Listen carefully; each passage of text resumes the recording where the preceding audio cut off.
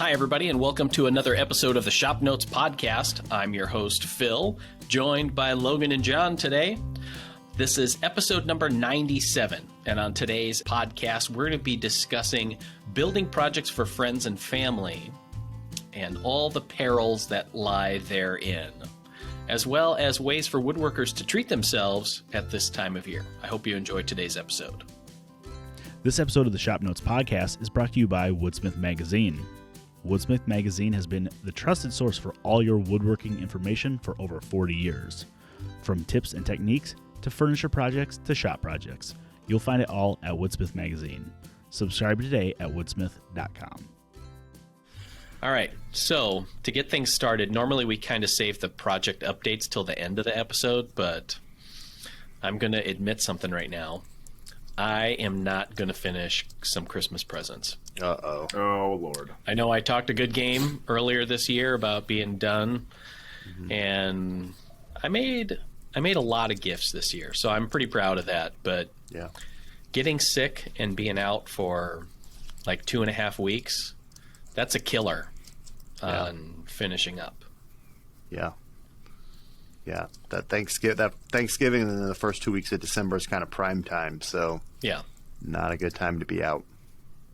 so I feel a little bad about that, but Yeah. proud Early of what for I've next year. accomplished. Yep. It's kind of like losing in the conference championship game and not being able to go to the Super Bowl. Yeah. You had a good season. You had a good run. Right. Yeah. You'll get them next year. Yeah. It's like being proud of the fact you had one home playoff game. All right, so here's one of the questions that I had, and it was brought up by an article we just shipped off to our printer, another issue of Woodsmith, and in it, Eric Loggy, who's been on the podcast before, wrote a great gear article, and it was kind of a smattering of tool recommendations, and one that I just didn't think about until I was out in my shop the other day. You know, I had just read that article as we were doing copy edits and stuff on it, and then was in my shop and kind of experienced it. But he had talked about getting an impact driver and then realizing that he needed to get impact driver bits for his impact driver, because if you use regular bits on it, you are going to smoke those so fast. Which made me think, you know, an easy way for a woodworker to treat him or herself at this time of year would be to just chuck all of your driver bits and buy a new set. Recycle them. Yeah. I would put drill bits in the same category. Driver bits and drill bits. Sure. Because more than likely they're dull, and you probably just throw them back in the cabinet to self-sharpen as they roll around. At least that's what we do. Yeah. Yeah. I wish there was a way to keep track of because we'll have bit sets and you use the most common sizes a lot. Keep track of I just need to replace these few sizes because they're dull. I wish there was a way to keep track of that and tell by just looking at them rather than getting them out. It's this sucks, and I'm going to put it back. I think you go go to the next guy. I think you go to the bit index and just see which ones are missing, and those are the ones. Yeah. Kind of like the 10 millimeter socket. And just right. have a bucket of those. Yep. Bucket of 1/4 inch, bucket of 3/16 and 1/8 inch. Mm-hmm. So I was thinking I might actually do that and then replace all my driver bits with impact rated driver bits, even though I don't have an impact driver. Just because they're made out of a harder steel, you know, they're less likely to get goobered up when when it slips out of a screw head or something like that. Especially for, your number 2 Phillips or number 2 square drive, some of those things. Yeah. Yeah, it seems like I always have a lot of number 2 square drives just because of get them every time you get a Craig jig. Yeah. Get one of those with them. I'm always out of number 2 Phillips. I can never find them. I just don't use a lot of Phillips screws, so then when I go to do it, I don't have. So yeah, I always try to get a couple when I think about it when I'm at the hardware store. But So let me ask you guys, what's your favorite screw head? I like the Torx heads a lot, but that's usually more on like deck screws and construction type screws. Yeah. Otherwise, square head. Yeah, I would say probably square head are probably the ones that I use most often, but I prefer the Torx or Star Drive or whatever. Mm-hmm. Yeah. I like Because you can even go to Menards and find, what is it? Not Spax. What's the other one? GRK? GRK, yeah. RX, something, I don't know. Whatever it is. And I think those are a lot of those are Star Drive. they are. Well, Even in the normal wood screw yeah. sizes. I was gonna say, the thing I like about the Torx head and the Robertson, the square drive, are that it's very clear whether you have the right size bit or not. Yes. Phillips, you can make a little Phillips fit a big screw, and vice versa, but it's going to strip out. Yeah. So I like that. I like that positive connection that those have. I do like Spax has that combo head where you can use a big Phillips bit or you can use a square drive on it. Yeah. And I do like that. Those are good. Now, all those screws are ugly in my opinion, but that doesn't matter most of the time. Yeah, I don't know. I mean, I feel like it's still kind of a clean look to it. It's not any different to me than a Phillips head or slotted screw or whatever. See, It's like, cleaner than a stripped out Phillips head. That's fair. I do That's like 3/4 of the way in. I do like exposed screws, like if they're like hinge or mainly just hinge screws. If I do like the slot. Oh yeah. I do. Yeah. Yeah. I just like being able to clock them because why not be pompous like that? Right. Yeah. See, and I wish they made little tiny hinge screws that were square drive. To be fair, that would be awesome. That would be. Because then you could easily clock them because you're never more than it's always less than 90 degrees. Yeah. Or if they just made like a round head drivers and then you didn't have to clock them at all. I've made some of round. those screws. Yeah. Yeah. It's a security It's pretty feature. easy. Yep. Yeah. Locks them in place. Yep. So that was just kind of something that I was thinking about that just made me like, and like you said, with drill bits is another perfect example of things that you just hold on to, even though they work terribly. Like we have a couple of square driver bits on the video set that are essentially ball and steel rods. Yep. You could drive from any angle with them. Oh, which reminds me, this is something that I picked up from my brother-in-law. We were doing something, and he had some, I don't know, we were assembling something, and it required Allen wrenches. Mm-hmm.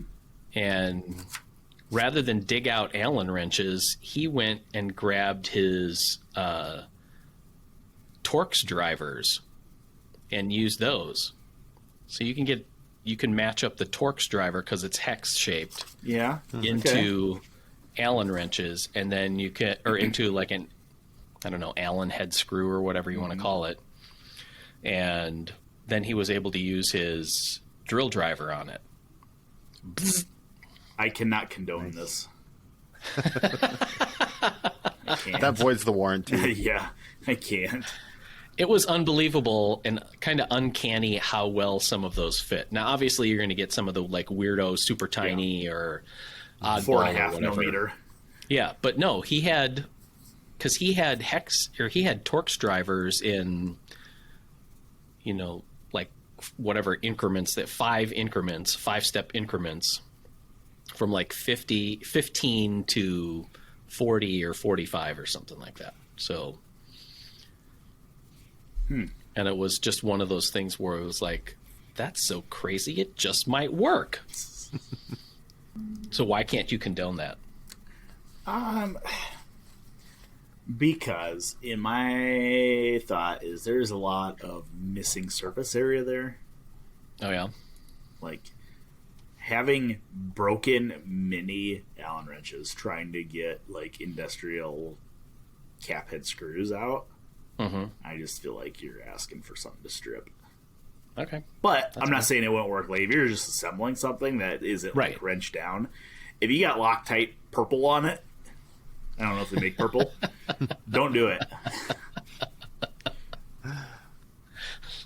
Loctite purple. I will say, though, I did buy I have an impact driver. And it's the Ryobi one. It's okay. Like, for driving screws, perfect. I'm not going to bust lug nuts off of a NASCAR with it. But that's not what I use it for, so it's fine. I did buy, I bought a set of impact sockets for it. Bought a set of impact Allen head sockets, too. So, like, and I bought those because our camper's fifth wheel hitch on it used some Allen head screws that needed torque to a certain setting, and I needed a long reach. So, I mean, but they are very handy to have, I will say. So that's one of the few things there's a handful of things I go to Harbor Freight for, but like the impact stuff, you can't beat it, in my opinion, because it's like dirt cheap and a lifetime warranty. All right, that's fair. I've stayed away from the impact driver just because of the loud. It is. It's very loud.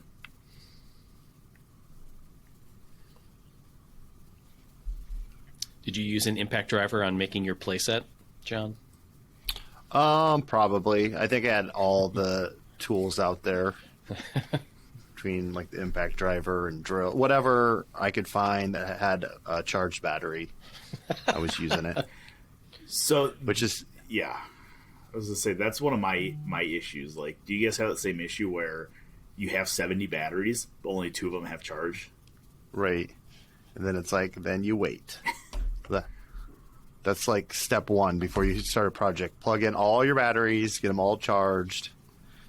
So, which was funny because we were using wet treated lumber, and the kids wanted to help drive all the screws and using an impact driver, didn't know when to stop, so they're like driving them basically all the way through the board. It's like had to be right there. It's like, okay, stop.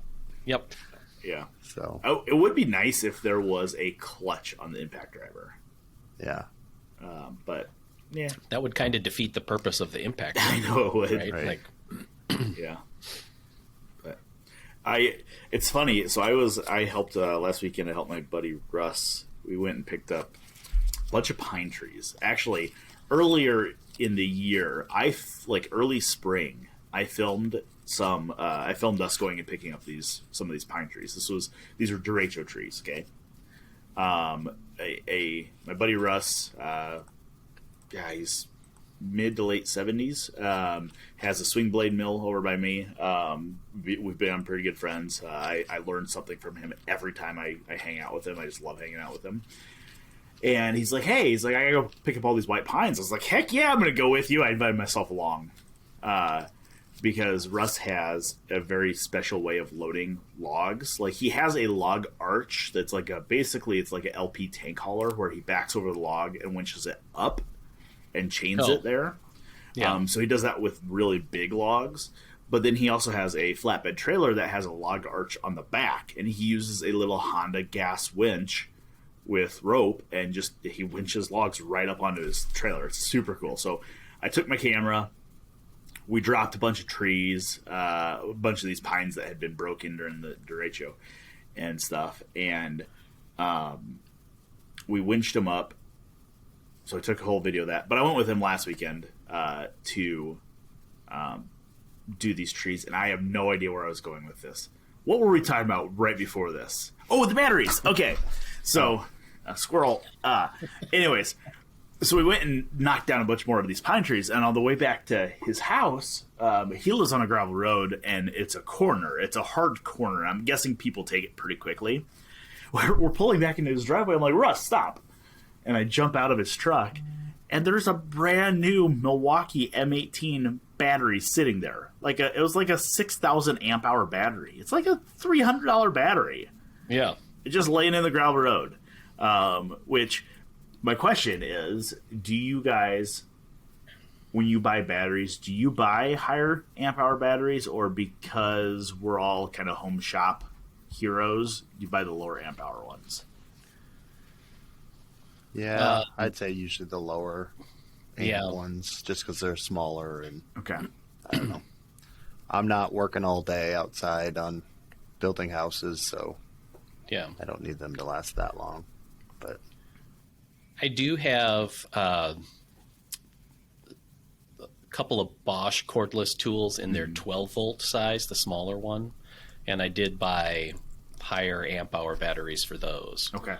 I mean, they make some after, because those are the, I don't know, they're the like stick size. It's kind of it's three-sided, but it's rounded. Yeah. So it's not like a big square pad. Yep. But they do make like an aftermarket, you can find them on Amazon, even higher amp hour batteries, but have that big square pad on. And they're relatively inexpensive, but I just can't. Yeah. Part of the reason I like those little Bosch ones is because of their compact size, and I don't want to go that big on it. Yeah. I wish I had a bigger amp hour battery for my Ryobi cordless pole saw. Yeah. Yeah, that definitely takes more amps to run it. Yeah. See, I will say I have of my Ryobi set, which I hope I get crap for having Ryobi stuff because I'm ready to fight somebody. I have probably 3 of the big Ryobi batteries, and they're big. I don't know exactly what amp hour they are, but they have to be over 5,000 amp hour, or 5 amp hour, 5,000 milliamps. But then I have a bunch of the smaller ones too. I actually favor the big ones just because it adds a lot of weight to the bottom of the tool, and then it'll stand up and it doesn't tip over. Because if I have a big, if I'm using my impact driver and I got a big socket on the end and I set it down, if I have a little battery, it just tips over. Yeah, which really annoys me. Mm-hmm. So because I can't be inconvenienced to pick it up off the ground, I need it Right. to be ready to shake my hand when I reach out to grab it. Yeah.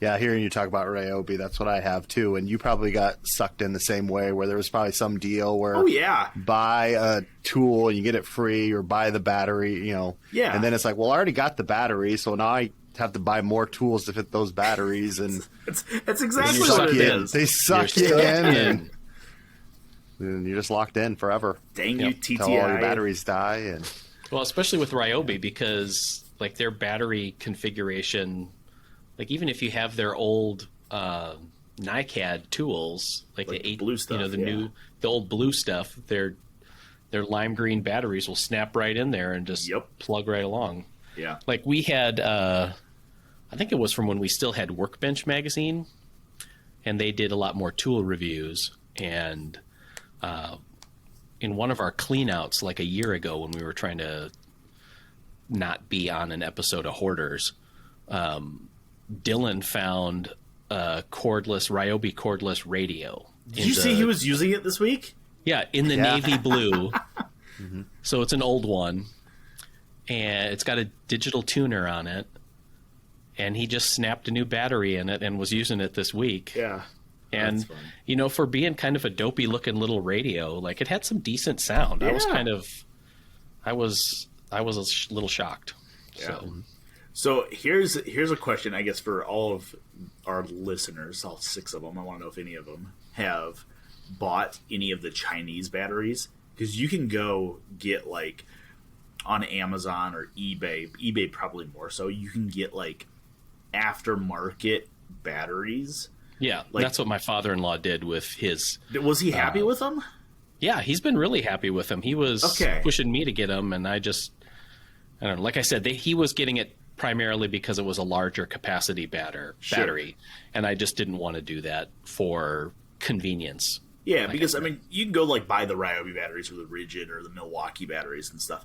They're expensive. Like I said, that battery I picked up when Russ and I were out, off the road. It's like $250, $300 battery. It was an expensive battery. I'm like, God, that seems really expensive. And a quick eBay search, I found the same amp hour battery for the Milwaukee M18 series on eBay for like $80. I mean, it was like some like lime, or orange painted, off brand, right.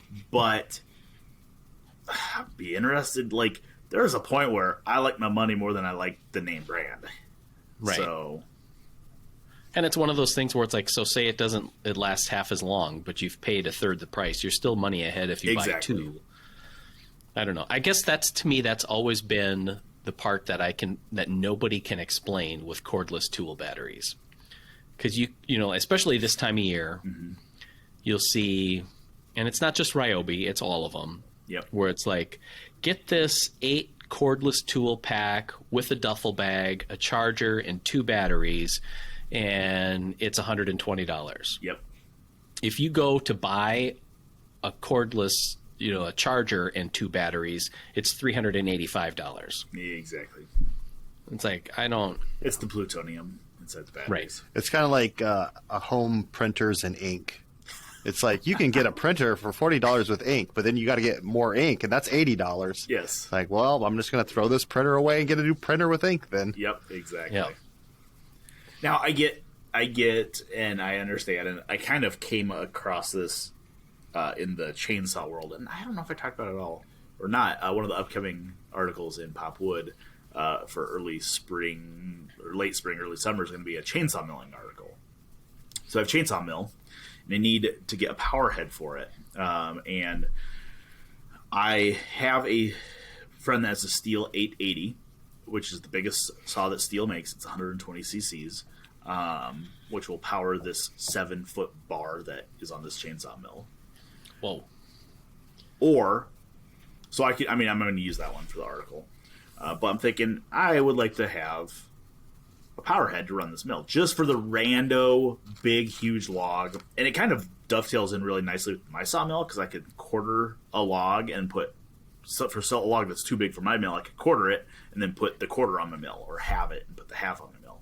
Oh, sure. So it dovetails in really nicely, but it's like I don't want to be borrowing a saw every time I need to run this thing. The Steel MS 880 or 881 is a $2,000 saw. For just the saw. It's an expensive chainsaw. Now you can buy what is called, they used to call them gray market saws. They have now renamed them. There's a company that sells them called Holtz Forma or Farm Tech. It used to be that the company that manufactures steel stuff in China, I'm assuming, or Taiwan, used to sell fully assembled saws without branding on them.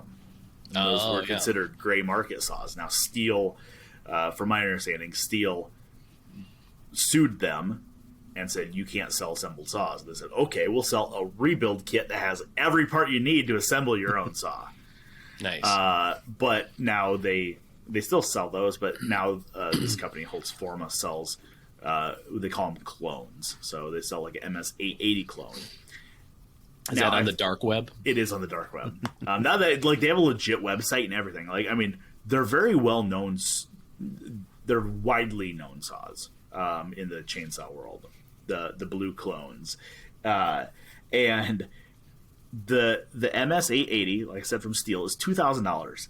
The Holtz Forma version is like $370. Now I know. I see Phil's face. And I kind of do that too. I'm like, something there seems plastic. How can you go from a $2,000 saw down to a $300? It's like, let's call it $400 after shipping. But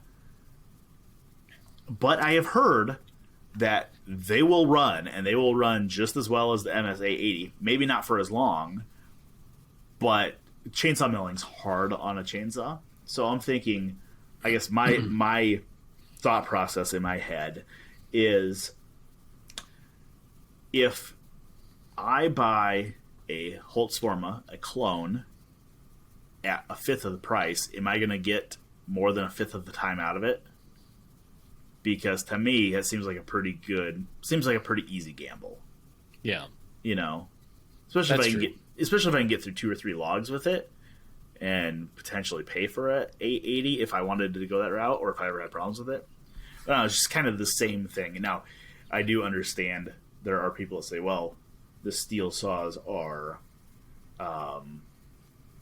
they're engineered. Somebody's knocking off the German engineering. Like somebody's stealing somebody else's work to do that. And I think you could make the same argument with cordless tool batteries, but at the same time. But it's just a battery. I mean, it's not. Yeah. It's not the motor itself. Yeah, you can make one out of potato and lemon juice. Right. So. Well, I mean, that's like car batteries. I mean, would it be any different from a car battery that you can buy any different brand of car battery? No, I don't think so. Now, when you start getting into the proprietary type of batteries, I'm sure when like the first, lithium ion battery came out, they were, pretty protected, but I don't know. Yeah. But yeah, I mean, it would be different than if you were trying to find like a knockoff engine for your Ford pickup truck. Yep. Harbor Freight probably makes one. Predator. Probably. Mm-hmm. Speaking of which, I was in Harbor Freight the other day, and I don't know, when's the last time either of you guys have been in Harbor Freight? Oh, it's been a while. It's been a while. And it was probably with my brother-in-law, because he is I would like my brother-in-law, so shout out Jason, because I know you're listening here. You and Logan need to get together and go to Harbor Freight, and we will film it and put it on. Okay, so here's what I have to say about Harbor Freight. And I know we've talked about Harbor Freight before.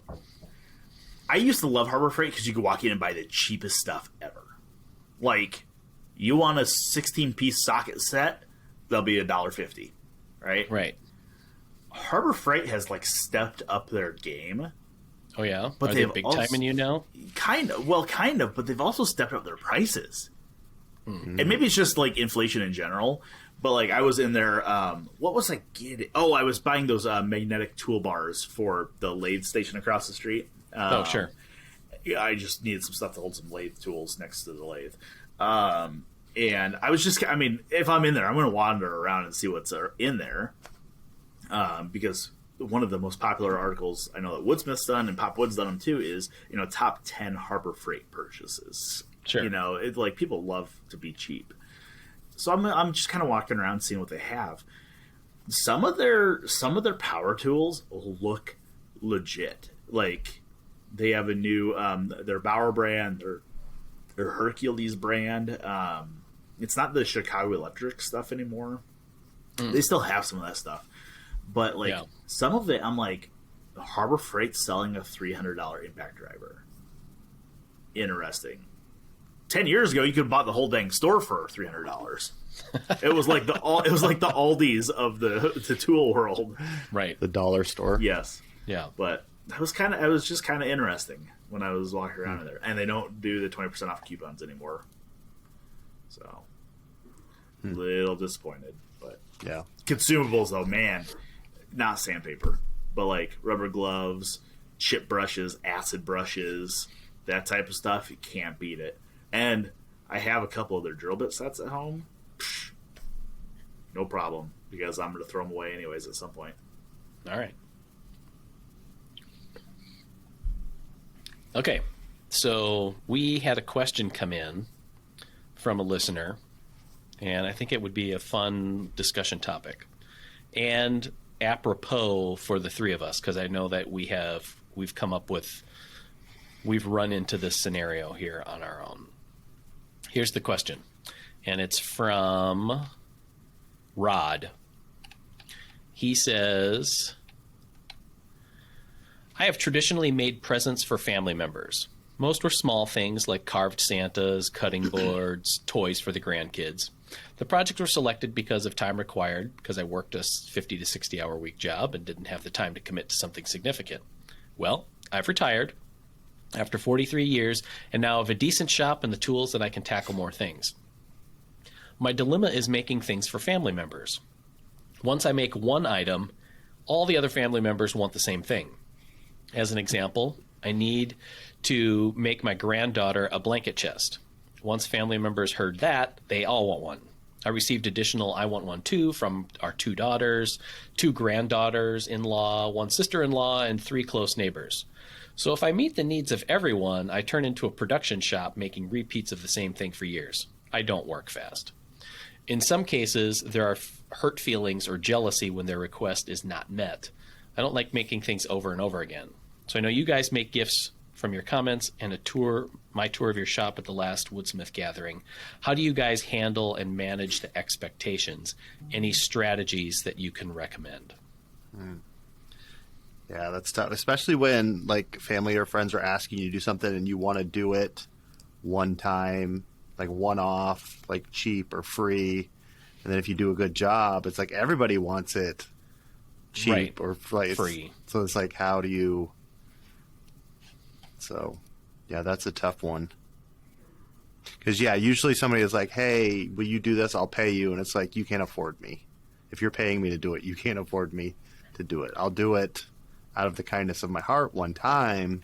Right. But as like what he's saying, as a production type thing, yeah, you can go down a rabbit hole of just making stuff. And see, and I follow the mantra of I don't make the same thing for people that I know. So like to me it doesn't necessarily do it, but in my mind it kind of cheapens it. Like I made that blanket chest for whoever with them in mind. Now if I make 3 of those, it lessens the gift I gave to them.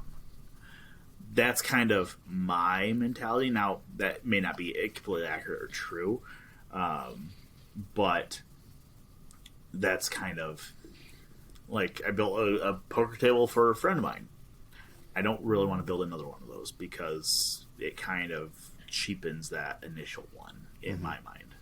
So yeah, it's like you want to make it one time out of because your enjoyment of the woodworking and sharing it with that person, and then like what he's saying, you start. Everybody wants the same thing, and you're in production mode, and it just kind of takes a toll on you as far as mentally not enjoying it anymore. So yeah. So I don't know how you would handle that. Just tell them, yes, I made this once. It's a one-off. There's no other piece like it.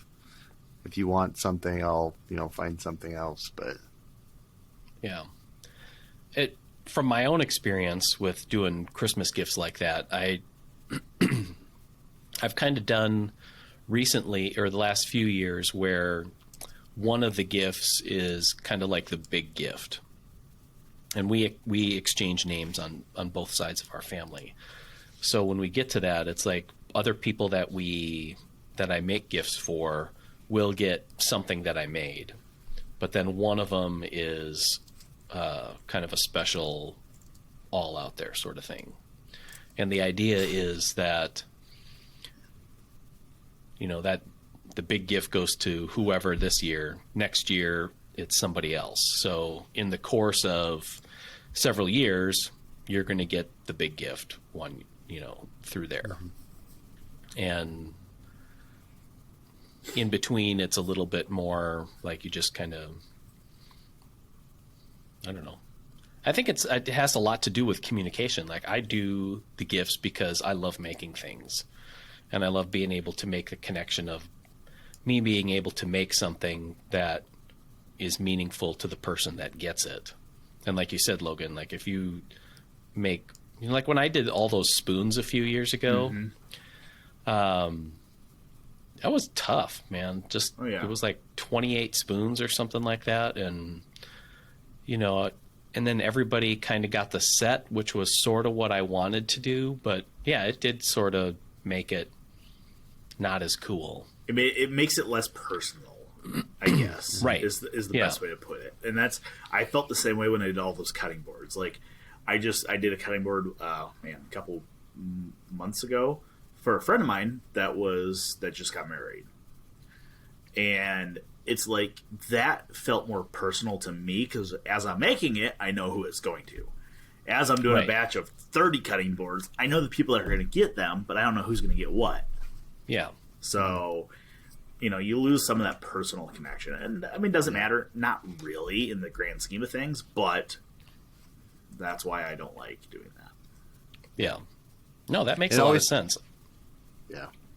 Yeah, I was going to say it always feels like a lot more enjoyment to do something that's just, purely out of enjoyment and out of a gift rather than stuff that's required of you. Oh, yeah. Yeah. You're required to make 20 of these, or it's been a lot more fun to make the projects for my kids that they weren't expecting and weren't necessary, and those were always more fun, and I got done quicker than the stuff on the honey-do list or stuff that, Right. needed to get done. Yeah, like the stuff that you want to do, you're going to make time for. The stuff that you have to do all of a sudden turns into a job, at least for this, because there are people that do woodworking for a living. And yes, if you're going to do that, then if you make the announcement that you're making, you got an order for a blanket chest, and for this to be economical, it's better if you can make 12 of them at once instead of one. Mm-hmm. But if you're a hobbyist woodworker doing it for enjoyment, then one at a time or just two or something like that. If you're making, for whatever. But yeah, I would try and communicate the fact that, there's a reason why you're doing these one at a time. And it's, maybe it was a gift for Christmas at some point, but then maybe say that when such and so is ready to graduate high school or college, then there's going to be a special gift that goes with that. And then you have, there's a connection to it. I've done a couple of, I gave my sister-in-law a quilt rack based off of a Woodsmith version that we did. And she really liked it and wanted me to make one for her parents or something like that. I ended up making two others, and that one wasn't too bad because it's a relatively small project. Yeah. But, at that point, I just communicated that, this one's going to cost. Yeah. Just because my time gets involved with it, and it's not a gift at that point. It's a job. Yeah. And a lot of times when you're making gift projects, you're using kind of scrap wood that you've kind of pieced together to make one, and it's I got to make 20 of them. Now I have to go buy lumber, and you have more expense in it, and it's a little bit harder. Well, this kind of goes back to when you get to that point, it kind of circles back to how do you charge for that then? You know what I mean? Right.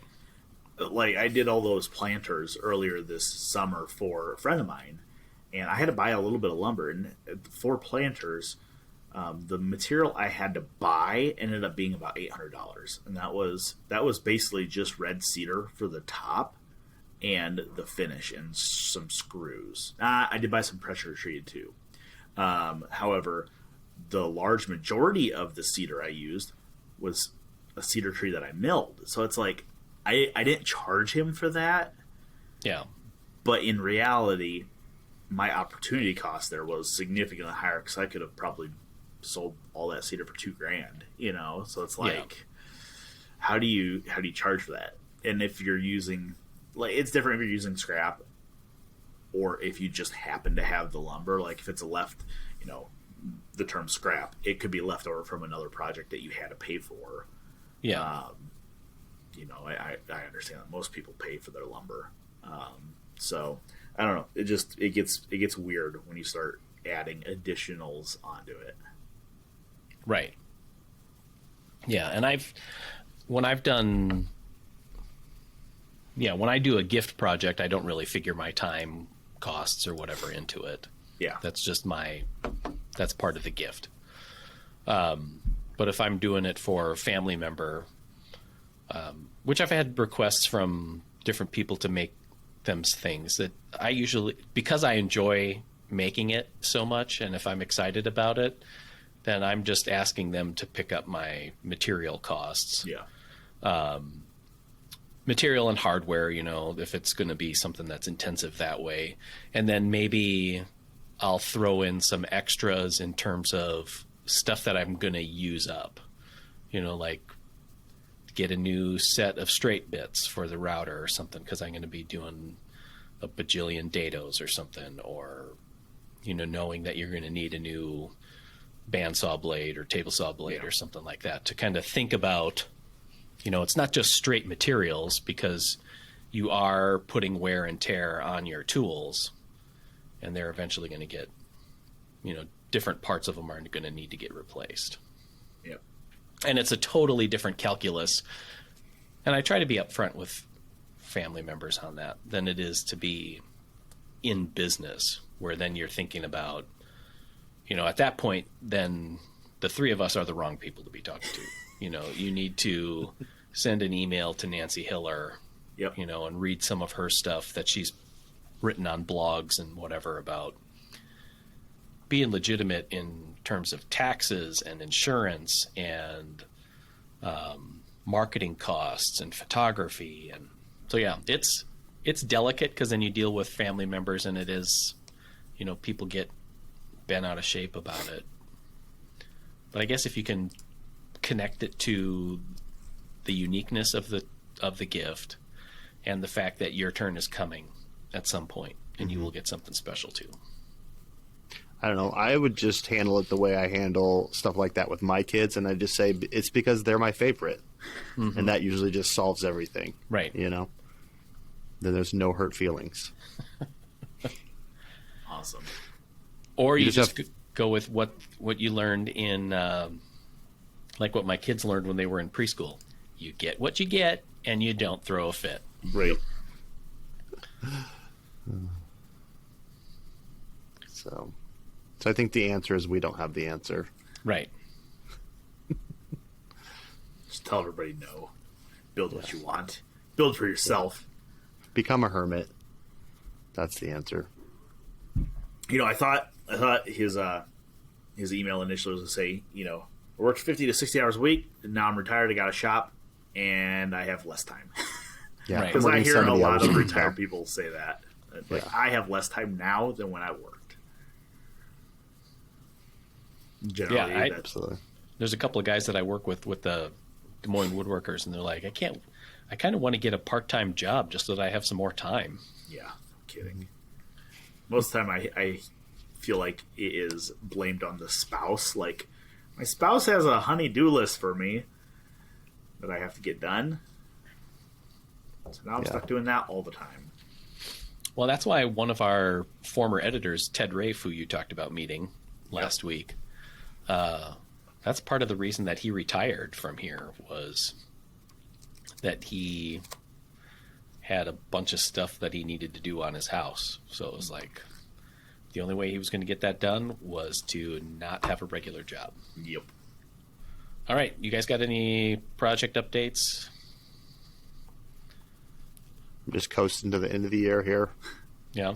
Gonna hit it hard in 2022. All right. I'm working on a grill cart. So lawn darts got finished this week. Was that this week I finished those? I think it was this week. Earlier this week, yeah. And started yesterday on a grill cart build. So, and this was another one of those things, like I was going to build it out of Iroko or a white oak, but then I started pricing that. And then I'm like, man, I'm just going to build this out of cedar, because the cedar pricing is a whole lot less than the white oak or the Iroko. And it was still $600. And it's like, there's not much to it. It's all like cedar 4x4s and some cedar 2x4s and stuff. But yep, got a good start on that yesterday. I have panels getting glued up right now, so it's kind of all built out of big box store cedar that you could plane down or not, if you want to square it off or not. Mortise and tenon joinery on it. It's a pretty thinking, building myself up to this project. I'm the kind of person that just kind of like will sketch out rough dimensions and then just build it, and whatever comes out comes out. Okay. And in my head, I'm like, God, this is gonna be such a pain in the butt. This is gonna take me like 2 weeks to build. Like, why did I decide to put this in the magazine right now when it's a short issue for Popwood? Man, I pounded through a lot of it yesterday. So I don't have there's not a whole lot there. It's like, it's a carcass that has mortise and tenon rails. There's one drawer, 2 doors, and a tip out for charcoal. Like, there's not a whole lot there. So I'm feeling a lot better about it than I did earlier this week. So pretty excited. That's cool. I will say, we've joked about this, about vegan woodworking before, about using all softwoods. Cedars. Mm-hmm. Oh my God, I love that cedar. It smells so nice. It works nice. The best part about cedar is you can route out a 3/4 inch deep mortise with a 1/2 inch bit in one pass.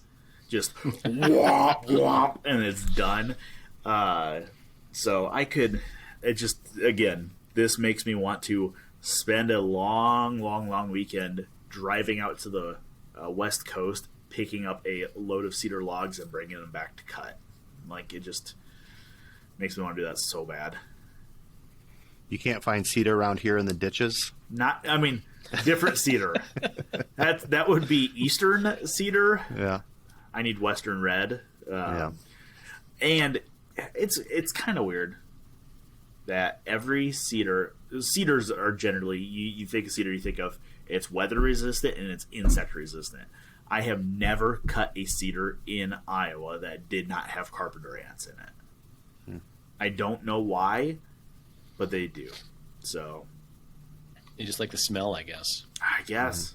They know that there aren't going to be moths in there. That's true. So Yeah. All right. Cool. I think that kind of wraps it up for today's episode of the ShopNotes Podcast. If you have any questions, comments, smart remarks, we'd love to hear them. You can leave them in the comments section on our YouTube channel, where you can also watch the podcast, or you can send us an email, woodsmith@woodsmith.com. Don't forget to check out the show notes page when I get it up there. It's at woodsmith.com/podcasts. Otherwise, we'll see you next time for another episode of the ShopNotes Podcast. Bye, everybody. This episode of the ShopNotes Podcast is brought to you by Woodsmith Plans. You'll find nearly 1,000 plans covering everything that you'd want to build, from furniture projects to gift projects, kitchen accessories, workshop projects and jigs, and more. Find your next project at woodsmithplans.com. You know, Right. if we can like time it right, we could do like one of those like mid-roll as he starts coughing. Right. Yeah. It'd be awesome. Just bleep it out like you cursed or something. It's like, wow, Phil's got a on him today. I wonder if Nate has that in his repertoire when he edits these, just like ready to do the Just button. Yep. That would be super